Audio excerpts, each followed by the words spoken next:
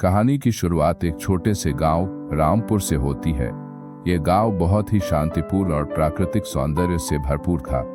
वहां के लोग साधारण जीवन जीते थे और उनके दिन खेती बाड़ी, बच्चों की देखभाल और गांव की सामान्य गतिविधियों में व्यतीत होते थे। लेकिन गांव के एक कोने में एक पुराना खंडहर हो चुका हवेली था जो वर्षों से वीरान पड़ी थी। गांव के बुजुर्गों का कहना था कि उस हवेली में भूत रहते हैं, इसलिए लोग उस हवेली के पास जाने से डरते थे। एक दिन गांव में 4 दोस्तों राजू, मोहन, सीमा और पिंकी ने फैसला किया कि वे उस हवेली के रहस्य का पता लगाएंगे। राजू और मोहन साहसी थे, जबकि सीमा और पिंकी थोड़ा डरती थीं, लेकिन अपने दोस्तों के साथ साहस जुटाकर हवेली की ओर चल पड़ी। शाम का समय था और सूरज ढलने लगा था। हवेली तक पहुंचने का रास्ता जंगल से होकर जाता था। रास्ते में पेड़ पौधे भी बड़े अजीबोगरीब नजर आ रहे थे। चारों ने हवेली के सामने पहुंचकर एक दूसरे को देखा और साहस बटोरते हुए दरवाजा खोला। हवेली का दरवाजा चरमराते हुए खुला, जैसे उसे बहुत समय से किसी का इंतजार किया हो। हवेली के अंदर घना अंधेरा था, लेकिन चांदनी की हल्की रोशनी से कुछ कुछ दिखाई दे रहा था। चारों दोस्तों ने एक दूसरे का हाथ पकड़ा और धीरे धीरे हवेली के अंदर दाखिल हुए। अंदर का माहौल बहुत ही डरावना था। दीवारों पर पुरानी तस्वीरें लटकी हुई थीं, जिन फर्श पर धूल की मोटी परत जमी थी, और खिड़कियों से हवा के झोंके आ रहे थे जिससे पर्दे हिल रहे थे। अचानक एक कमरे से हंसने की आवाज आई। चारों दोस्त कांप उठे। यह किसकी आवाज हो सकती है? पिंकी ने डरते हुए पूछा। मोहन ने हिम्मत दिखाते हुए कहा, चलिए देखते हैं। वे उस कमरे की ओर बढ़े जहां से आवाज आ रही थी।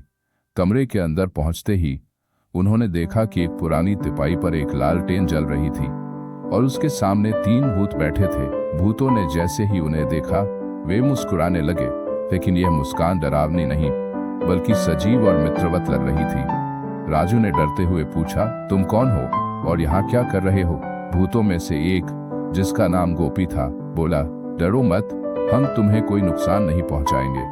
हम इस हवेली के पुराने मालिक थे। जब हम जीवित थे तो ये हवेली खुशियों से भरपूर थी, लेकिन जब हम मर गए तो लोगों ने हमारे बारे में डरावनी कहानियां बनानी शुरू कर दी।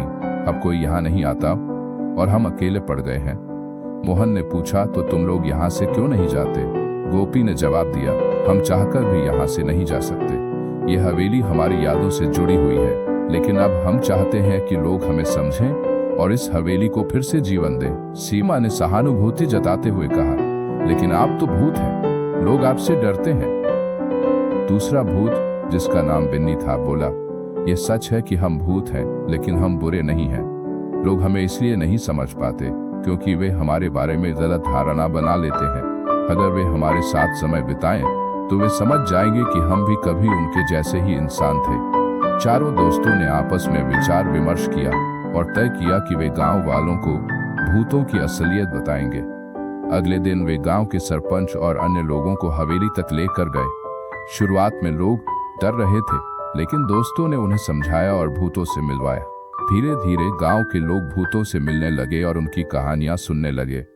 भूतों ने भी गांव वालों के साथ मिलकर पुरानी यादें ताजा की।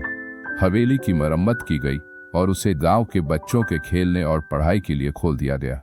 अब हवेली में डरावना माहौल नहीं रहा, बल्कि वह खुशी और हंसी से भर गया। भूतों को भी अब शांति मिल गई थी, क्योंकि उन्हें उनके पुराने जीवन की खुशी फिर से मिल गई थी। वे रात के समय हवेली में घूमते थे और बच्चों की मदद करते थे। गांव के लोग भी अब उन भूतों को परिवार का हिस्सा मानते थे। कुछ महीनों बाद हवेली में एक भव्य उत्सव मनाया गया। गांव के सभी लोग वहां इकट्ठे हुए और भूतों ने भी इस खुशी में हिस्सा लिया। अब हवेली कोई वीरान जगह नहीं रही, बल्कि एक जिंदा और खुशहाल स्थान बन गई थी, जहां इंसान और भूत साथ साथ रहते थे। इस कहानी से हमें यह सीखने को मिलता है कि डर और अज्ञानता से हम बहुत कुछ खो देते हैं। अगर हम समझदारी से काम लें और हर स्थिति को खुली आंखों से देखें, तो शायद हमें डरावनी चीजों में भी एक नया और अच्छा पहलू दिखाई दे।